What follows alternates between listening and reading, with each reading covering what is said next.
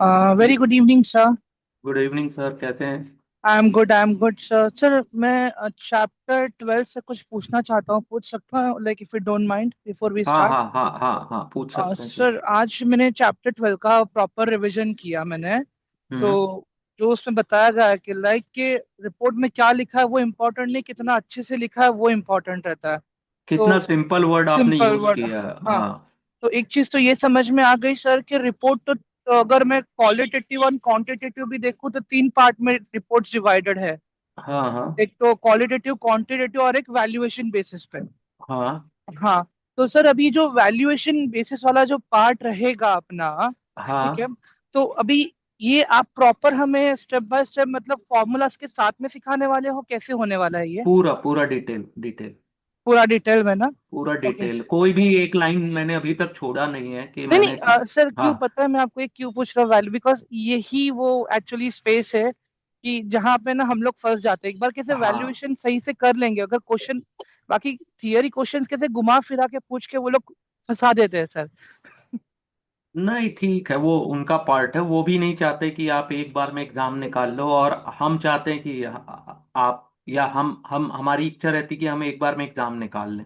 अगर first attempt में ही clear हो जाए, ठीक है, हम्म। तो मैक्सिमम स्टूडेंट क्या होगा कि इजी क्वेश्चन देंगे तो सबके सब 100 पास हो जाएंगे। तो उनका ओके। वो ये लगता है कि अगर रिसर्च एनालिस्ट है तो थोड़ा लॉजिकल क्वेश्चंस पूछा जाए, थोड़ा सा क्रॉस क्वेश्चंस पूछा जाए। वैल्यूएशन प्रिंसिपल का जो चैप्टर है वो बहुत इजी चैप्टर है, लेकिन अगर आपने पहले कभी अगर उसे स्टडी नहीं किया है तो मे भी प्रॉब्लम आता है। फर्स्ट टाइम अगर आप बाइक भी चलाते हो तो आप फर्स्ट गियर में चलाते हो, ठीक है। धीरे हम्म। धीरे जब गियर समझ में आ जाते हैं या फोर व्हीलर में भी समझ में आ जाता है, तो उसके बाद अपन कोई भी स्पीड में गाड़ी चलाना शुरू कर देते हैं। Right sir. वैसी वैसी फंडामेंटल और टेक्निकल सब जगह ये रूल लागू है।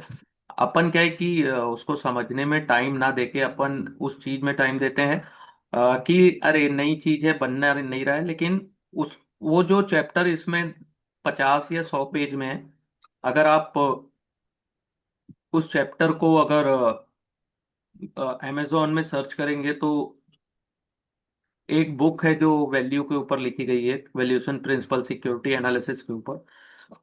तो जितना शॉर्टकट में उन्होंने दिया है वो मोर देन इनफ है एग्जाम पास करने के लिए। लेकिन अगर लाइफ में इसी फील्ड में आगे बढ़ना है ना, तो अपने को ज्यादा से ज्यादा डिटेल स्टडी चाहिए। ओके ठीक एंड है। सर वो बुक भी टैक्समैन से है क्या? नहीं, टैक्समैन से नहीं है। पहले अपन ये जब कंप्लीट कर लेंगे ना, उसके बाद उस पर फोकस करेंगे अपन। ठीक है डन। क्योंकि क्या है कि मैं नहीं चाहता कि आप उसको बहुत डिटेल में पढ़ो अभी फिलहाल। जितना ओके। इस वर्कबुक में दिया है उतना ही अपन पढ़ लेते हैं, ठीक है। और चलेगा को सर। हाँ, और जब अपन ये एग्जाम पास कर लेंगे और जब भी मैं कुछ टेक्निकल की क्लास स्टार्ट करूंगा सुबह लेना, जो जनरली मैं सोचा हूँ, प्लान किया हूँ स्टार्ट करूंगा, तो उसमें टेक्निकल और फंडामेंटल दोनों ऐड रहेंगे। अगर आप इस वर्कबुक को भी बहुत अच्छे से स्टडी किए होंगे, ठीक है, हम्म। रिजल्ट से मैटर नहीं करता मुझे, ठीक है। अगर इस वर्कबुक को भी अच्छे से पढ़े होंगे तो आप ट्रस्ट मी, आपको आपका जो अंडरस्टैंडिंग या कॉम्प्रिहेंशन लेवल है वो भी बढ़ गया होगा। तो देखिए, वो चैप्टर है, चैप्टर शायद 10 है। 10 और 11 जो है वो उसी ओके। पर फोकस है, ठीक है। तो चलिए देखते हैं। वो कुछ नया ही है, ये नहीं कि ये सबसे कुछ एकदम लीक से आउट ऑफ किसी भी चैप्टर से उसका कोई रिलेशन नहीं है। वो एकदम न्यू ओके चैप्टर सर। है, लेकिन बहुत इजी इजी क्वेश्चंस वहां से आते हैं।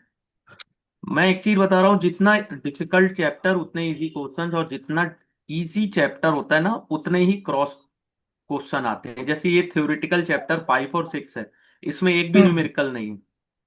राइट। लेकिन जब इनमें से क्वेश्चंस आते हैं तो घुमा फिरा के आते हैं, ओके। ठीक ओके। है। हाँ, hmm. Thank you. Got it sir, thank you so much sir. Okay. तो देखिए, एससीपी एनालिसिस होता है नेक्स्ट।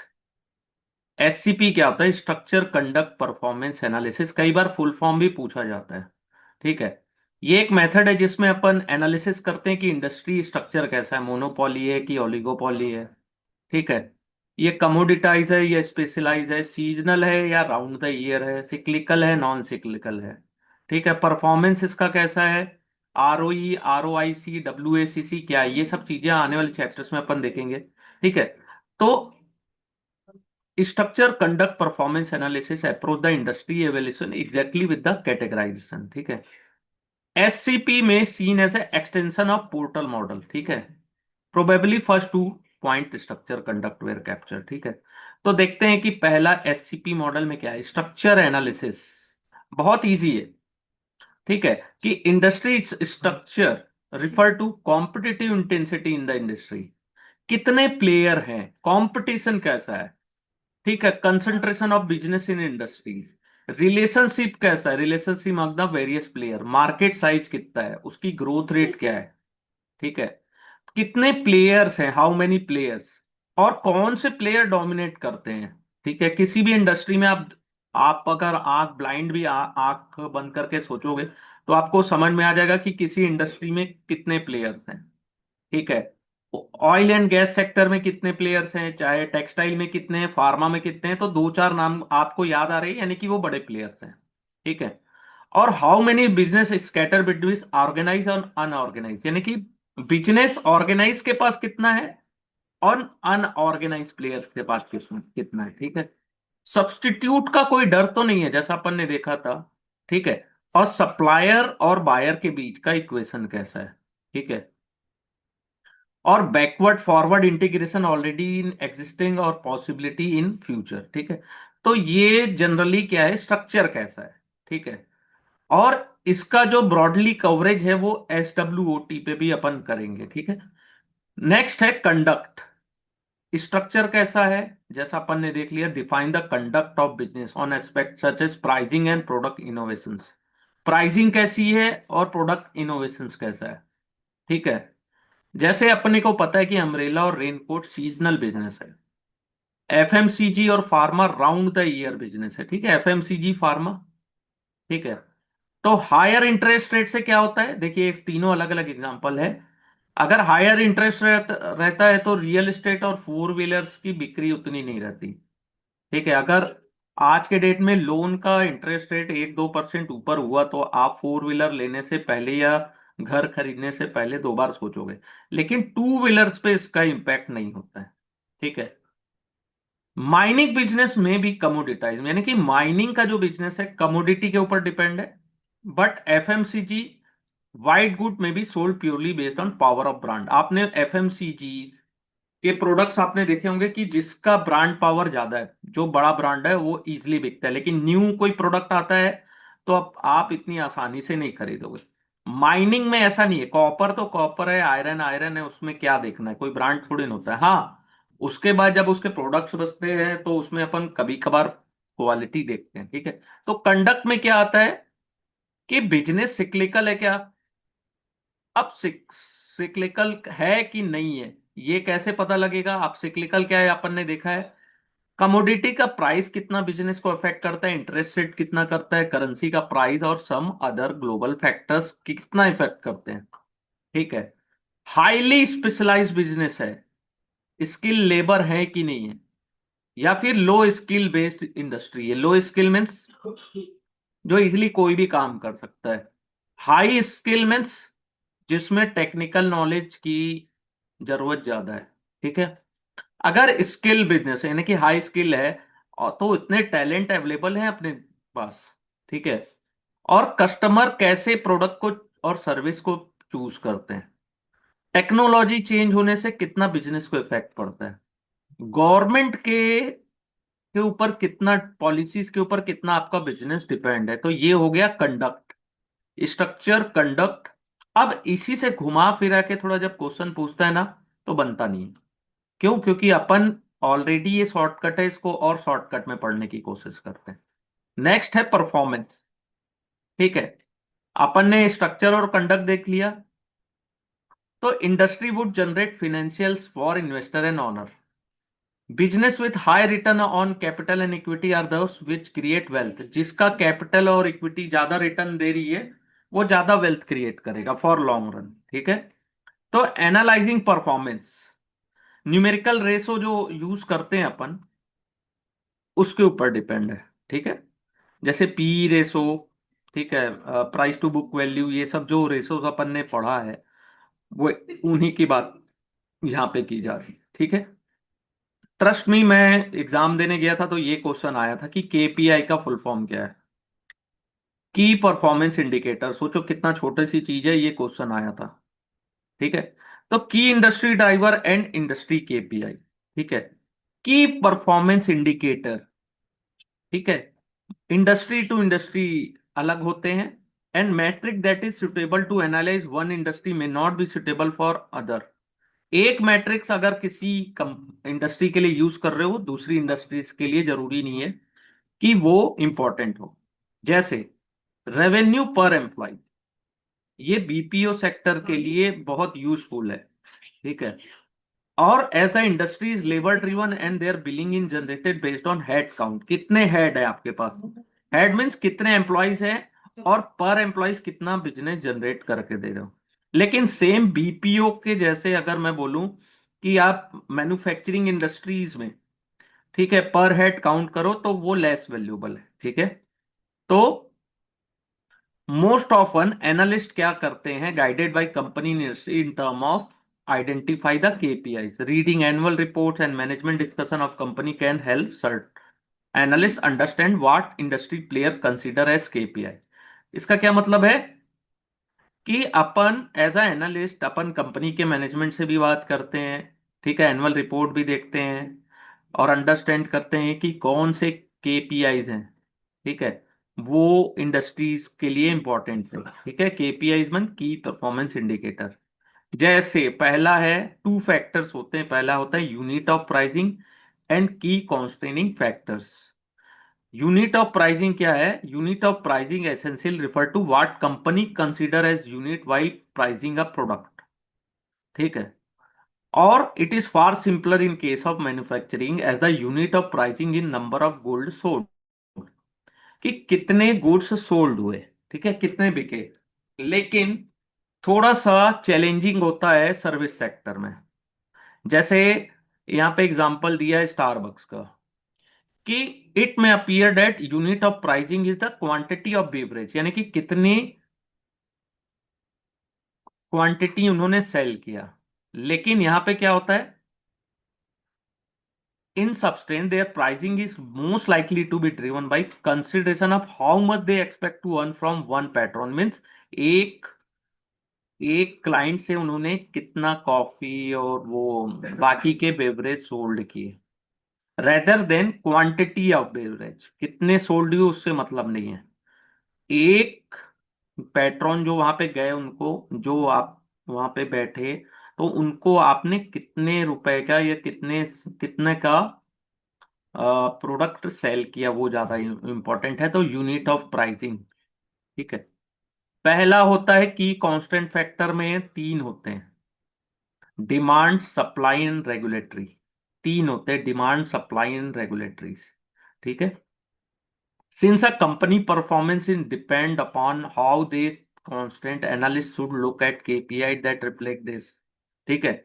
जिस जैसे एक एग्जांपल है कि कोई इंडस्ट्रीज है जिसका लिमिटेड मार्केट साइज है। ठीक है। क्योंकि उनके पास limitation in number of targeted customer है, देन इंडस्ट्री पेनिट्रेशन रेट भी key look factor look at one. On other hand की अन industry constant for capacity constant, then capacity utilization rate will be important metrics. ठीक है। Capacity constant है तो capacity हुआ, यहां पे क्या है, लिमिटेड मार्केट साइज है, तो पेनिट्रेशन रेट कितना हुआ। ठीक है। नेक्स्ट है, अगर रेगुलेटरी है, then it might be proven to track metric follow by regulators. ठीक है। तो रेगुलेटर्स के ऊपर डिपेंड है। ठीक है। तो कुछ केपीआईज जो हैं सेलेक्टेड इंडस्ट्रीज की कैसी है, पहला देखिएगा, ये बहुत इंपॉर्टेंट है। ठीक है। Airlines and other transportation and logistics. ठीक है। जैसे इन दिस सेक्टर एयरलाइंस और ट्रांसपोर्ट या लॉजिस्टिक में क्या होता है कि the pricing is driven by quantity of passenger cargo carried and distances carried, कितनी क्वांटिटी में। ठीक है। पैसेंजर या कार्गो पर किलोमीटर, प्राइस पर पैसेंजर पर, या प्राइस पर पैसेंजर या कार्गो पर किलोमीटर, कैपेसिटी कितनी है एंड यूटिलाइज कितना किया आपने, या ऑक्यूपेंसी कितनी है। मीन्स कि अगर आपको एयरलाइन में हो और आपकी ऑक्यूपेंसी है 100 की, तो 100 में 100 फुल है, यानी कि बढ़िया यूटिलाइज कर रहे हो आप। आपकी कार्गो की कैपेसिटी है कितनी है, मान लो एक लिमिट है, अगर उतना भी है, उतना अगर आप यूटिलाइज कर पा रहे हो तो बेस्ट है। और वो उसे उठा के आप कितनी दूर ले जा रहे हो, तो कार्गो पर किलोमीटर या प्राइस पर पैसेंजर, यानी कितनी दूर ले जा रहे हो पैसेंजर या कार्गो को। ठीक है, तो ये होता है ट्रांसपोर्टेशन में। ठीक है, सेकंड होता है ऑटोमोबाइल में। पहला होता है वॉल्यूम एंड वॉल्यूम ग्रोथ, कितनी वॉल्यूम बनी है और लास्ट ईयर से ग्रोथ कितनी थी। Average realisation and their growth. Capacity and capacity utilisation, कितनी कैपेसिटी है और कितनी कैपेसिटी आपने यूटिलाइज की है। तो ये ऑटोमोबाइल या कैपिटल गुड्स में आते हैं। ठीक है, नेक्स्ट है कमर्शियल बैंक या एनबीएफसी। ठीक है, तो इसमें क्या है, ये देखिए बैंक में क्या होता है, unit of pricing is the value of loan and the price is denoted at as interest rate. ठीक है, जैसे लेंडिंग मनी, आप उधार दे रहे हो, और recovery the same back with the healthy interest rate. ठीक है, तो it is well above its cost of fund is important KPI. आपने किस कॉस्ट में फंडिंग की। ठीक है, in the term of constant their ability to lend depend upon the amount of deposit and amount of regulatory capital की that hold and mandate liquid asset they need to hold. ठीक है, the business is affected by overall flow of liquidity, कितनी liquidity है। ठीक है, अब की matrix banking sector में क्या क्या है, एनआईआई नेट इंटरेस्ट मार्जिन। ठीक है, कैपिटल एडिक्वेसी रेशोस, एनपीए क्या है, growth rate in deposit and loan, CRR कितना है, एसएलआर कितना है, कासा, ये बहुत इंपॉर्टेंट है, कई बार इससे क्वेश्चन पूछता है, तो इसको याद रखिएगा। ठीक है, बैंक और एनबीएफसी में ये इंपॉर्टेंट है। ठीक है, कंज्यूमर गुड्स में भी सेम है कि वॉल्यूम कितना बन रहा है, उसमें ग्रोथ कितनी मिली, एवरेज प्राइस क्या है और उसमें ग्रोथ कितनी मिली है। ठीक है, कंज्यूमर ड्यूरेबल में। ठीक है, आईटी सेक्टर और बीपीओस में क्या होता है, या केपीओस में, कि बेंच की स्ट्रेंथ कितनी है, average number of FT build. ठीक है, और फुल टाइम इक्विवेलेंट, ये मींस एफटी बिल्ड कितना हुआ, और बेंच की स्ट्रेंथ कितनी है। ठीक है, एट्रिशन रेट कितना है, कांस्टेंट करेंसी ग्रोथ रेट क्या है, कस्टमर कंसंट्रेशन रेशो क्या है, और number of million dollar customer. ये क्वेश्चन एक बार आया था कि मिलियन डॉलर कस्टमर क्या है। ऐसे कस्टमर जो बिलिंग करते हैं more than million dollar per annum, यानी कि पर ईयर उनकी जो सेल है वो मिलियन यूएसडी मिलियन डॉलर से ऊपर है, तो उनको मिलियन डॉलर कस्टमर कहा जाता है। ठीक है, तो ये इंपॉर्टेंट है IT sector, BPO and KPO में। ठीक है, इसको थोड़ा और रीड कर लेते हैं। कई बार क्या होता है, क्वेश्चंस आते हैं, in this sector the pricing is typically based on number of head count, कितने हेड काउंट है असाइंड पर प्रोजेक्ट पर मंथ। ठीक ठीक है, क्योंकि ये लेबर ड्रिवन इंडस्ट्रीज है। ठीक है, तो आपके पास वर्क फोर्स अवेलेबल है कि नहीं। ठीक है, और labour force for sectors available in evidence in India during period of high growth, ज्यादा कब अवेलेबल रहते हैं, जब हाई ग्रोथ दिखता है। और ठीक है, और सेक्टर क्या है, लार्जली एक्सपोर्ट ओरिएंटेड है। ठीक है, फॉरेन करेंसी के फ्लक्चुएशन पे भी इंपैक्ट इसका पड़ता है, तो ये चीज याद रखिएगा। नेक्स्ट, मीडिया से एक बार क्वेश्चन आया था कि मीडिया इंडस्ट्री में क्या क्या है, प्रिंट है, टेलीविजन और रेडियो है, और ऑनलाइन मीडियम है। ठीक है, रेवेन्यू कैसी आती है, पेमेंट पर यूज बाय यूजर, या एडवर्टाइजमेंट रेवेन्यू। ठीक है, तो प्रिंट मीडिया का क्या होता है कि कितने यूनिट आपने बेचे। ठीक है, और कितने, यानी कि प्राइसिंग, जो रियल एस्टेट का स्पेस है वो पेपर में कितना ऑक्यूपाई हुआ। ठीक है, और टेलीविजन एंड रेडियो में कितने मिनट तक आपका जो एडवर्टीजमेंट है वो रन किया। ठीक है, तो ये इंपॉर्टेंट है, जैसे पेपर में क्या देखते हैं अपन एडवर्टीजमेंट में, कि कितना बड़ा एड आया और उस एड में आपने कितने खर्चे किए हैं। ठीक है, नेक्स्ट होता है कुछ इंपॉर्टेंट मैट्रिक्स है, जैसे मीडिया में रीडरशिप या व्यूअरशिप, कितने लोगों ने देखा, टीआरपी कितनी है, तो उसके अकॉर्डिंग आप उनको पैसे दोगे ना। जिस सीरियल की टीआरपी ज्यादा होती है, नंबर ऑफ साइट विजिटर ज्यादा है उस वेबसाइट में, उनको पैसे आप ज्यादा दोगे। Average ad realisation per unit कितना है, कंटेंट एक्विजिशन कॉस्ट कितनी है, ठीक है, ये इंपॉर्टेंट है।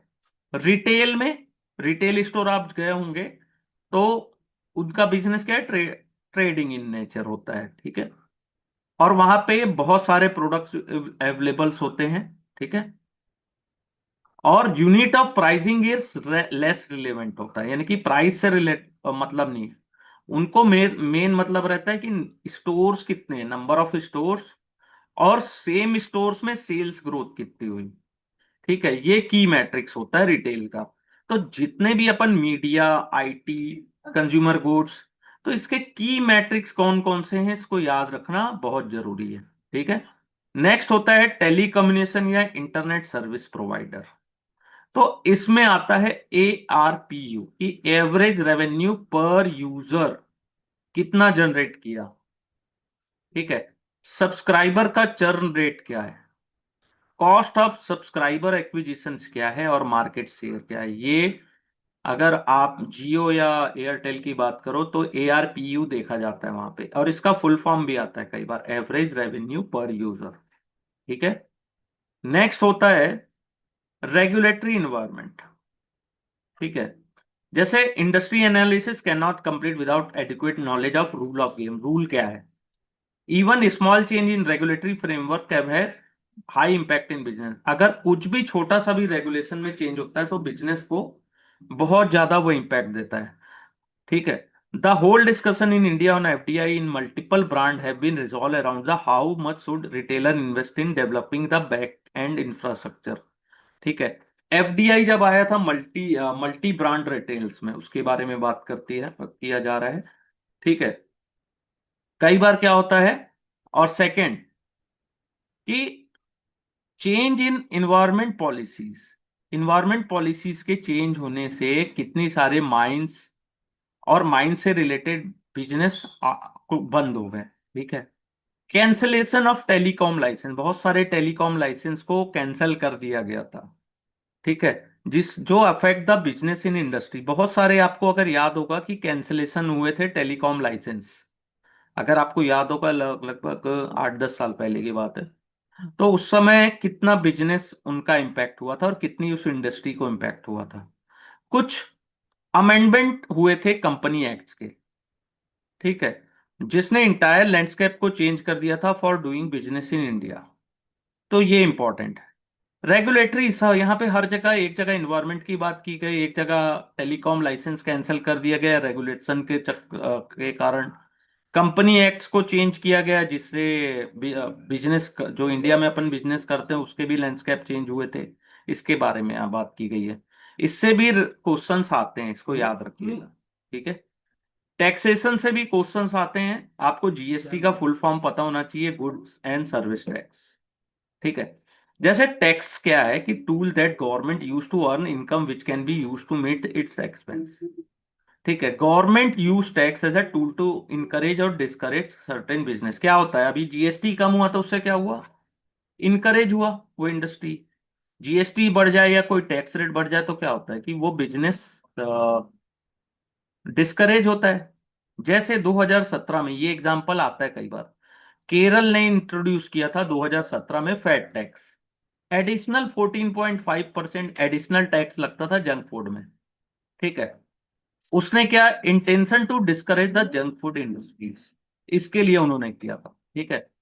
जैसे नेक्स्ट है, नेशनल लेवल पे इंडिया हैज सेवरल, वो GST का था, कुछ में एसेंशियल प्रोडक्ट है नो GST, कुछ में GST नहीं है, कुछ में लोअर GST है, लेकिन जो लग्जरी प्रोडक्ट्स हैं उसमें हायर GST, ठीक है। तो जैसे लग्जरी है उसमें GST हाई है, यानी कि आपको डिस्करेज किया जा रहा है, मत खरीदो। जो एसेंशियल प्रोडक्ट है उसमें GST नहीं है, जो आपकी जरूरत है, ठीक है। Government can classify tax into two categories, direct and indirect.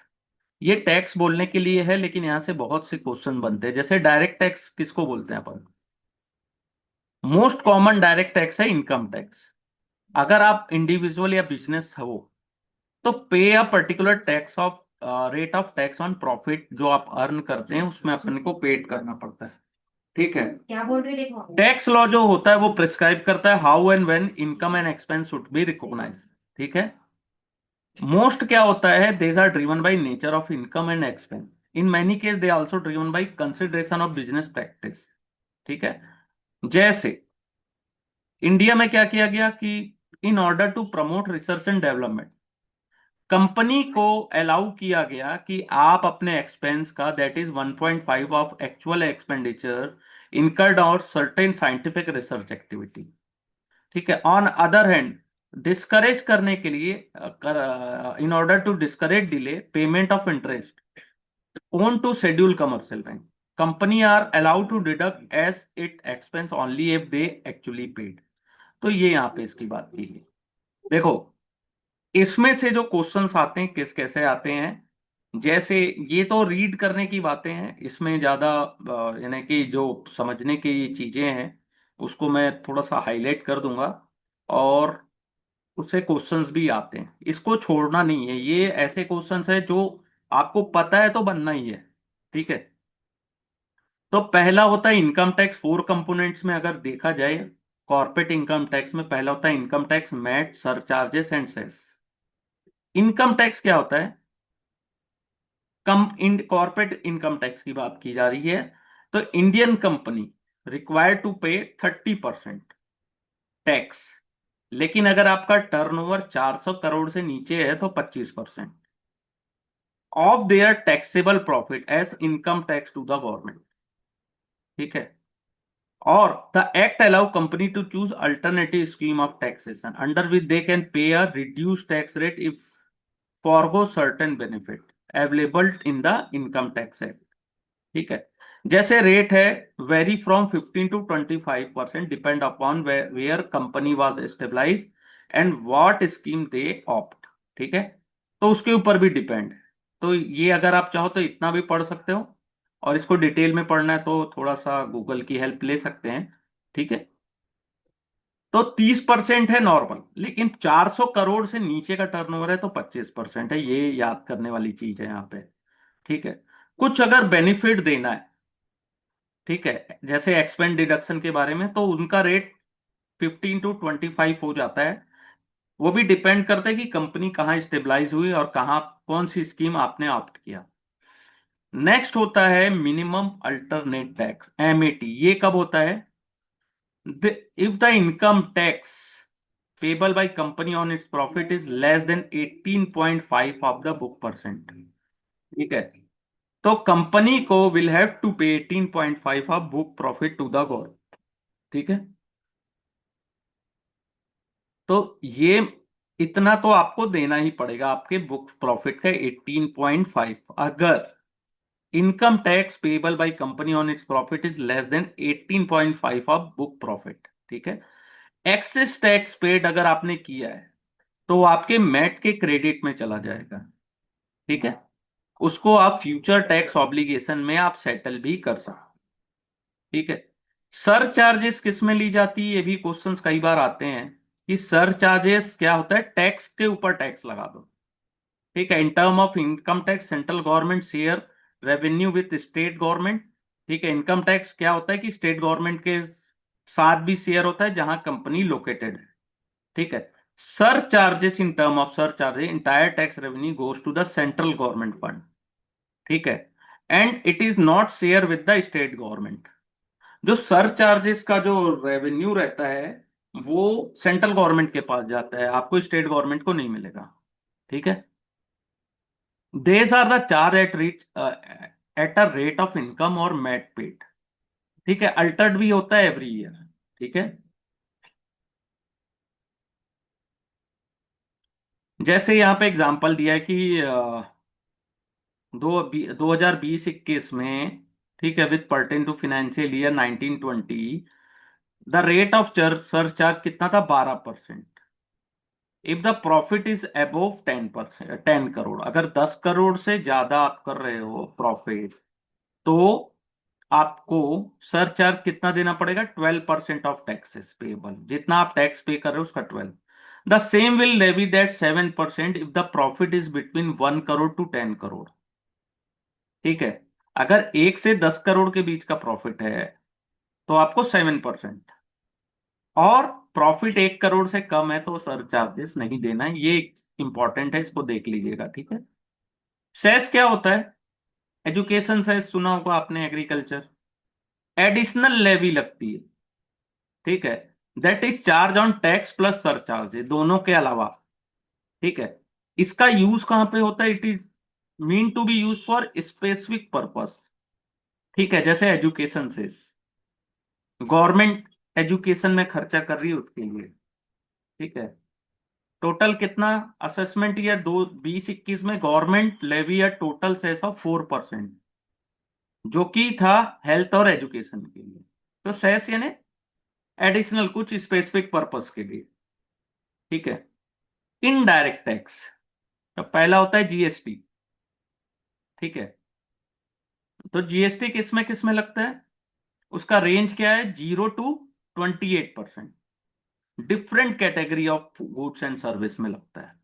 तो जीएसटी क्या होता है, थोड़ा देख लेते हैं अपन भी, कि जीएसटी तो नाम सुने हैं बहुत सारे लोग, आप लोग डीपली पढ़े भी होंगे, कि GST is a tax that is charge at a time of sale of good and service.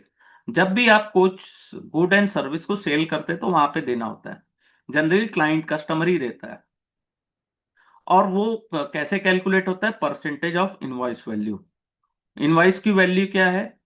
And seller charge to the customer, और वो सेलर वो अमाउंट को गवर्नमेंट को देता है, ठीक है। और in order to avoid double taxation, seller are allowed to allow tax credit the GST they paid to their supplier, ठीक है। और they only have to remit the balance to the government, government को remit हो जाता है direct. Next होता है excise duty. अब इससे भी क्वेश्चन आता है, एक्साइज से कई बार पूछ देता है, बहुत इजी है, कि एक्साइज ड्यूटी अभी किस में अप्लाई होता है? लिक्वर, पेट्रोल एंड डीजल में, क्योंकि ये जीएसटी के अंडर नहीं आते हैं। तो वैट, वैट भी वैल्यू एडेड टैक्स है, सिमिलर टू एक्साइज ड्यूटी। और ये कौन चार्ज करता है वैट को? ये याद रखने वाली बात है, these are charge by state government, value added tax. और ये किस में एप्लीकेबल है? Liquor, petrol and diesel. लेकिन इंपॉर्टेंट चीज क्या है कि वैट को केवल स्टेट गवर्नमेंट चार्ज करती है, ठीक है। कस्टम ड्यूटी इंपोर्टेड प्रोडक्ट्स में लगते हैं, ठीक है। इंपोर्टेड मीन्स बाहर, विदेशी, ठीक है। और ये कस्टम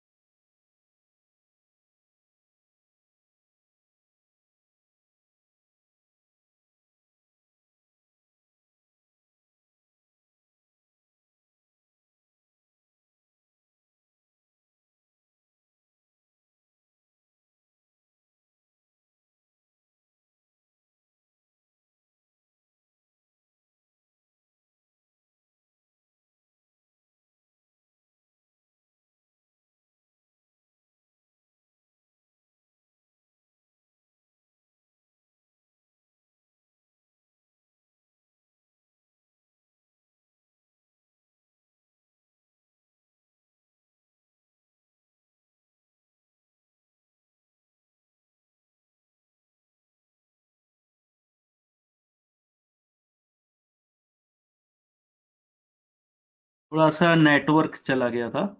तो अदर टैक्सेस में क्या क्या आते हैं?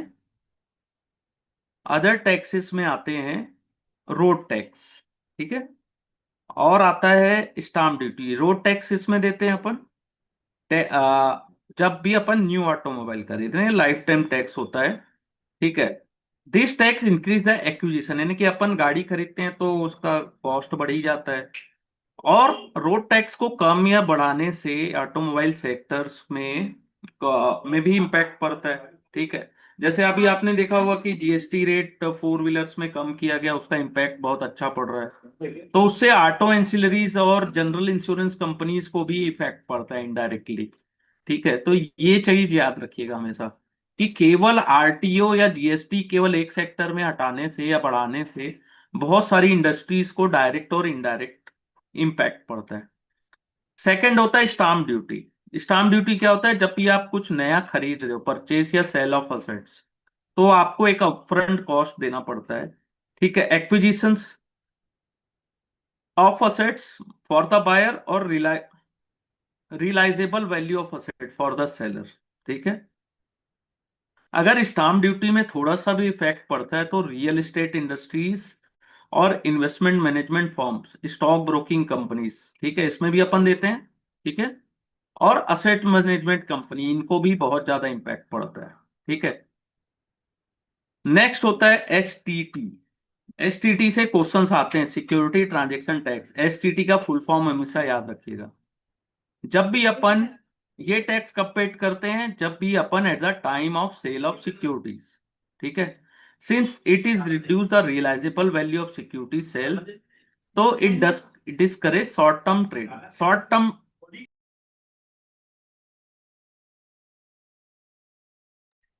तो शॉर्ट टर्म जो ट्रेडिंग होता है उसको भी डिस्करेज करने के लिए एसटीटी लगाया जाता है, ठीक है। और ये सबसे ज्यादा इफेक्ट करता है स्टॉक ट्रेडर्स को और स्टॉक ब्रोकिंग फर्म को। तो इसका फुल फॉर्म और इसको थोड़ा डिटेल में देखिएगा क्योंकि एसटीटी भी बहुत इंपॉर्टेंट है। नेक्स्ट होता है source of information for industry analysis.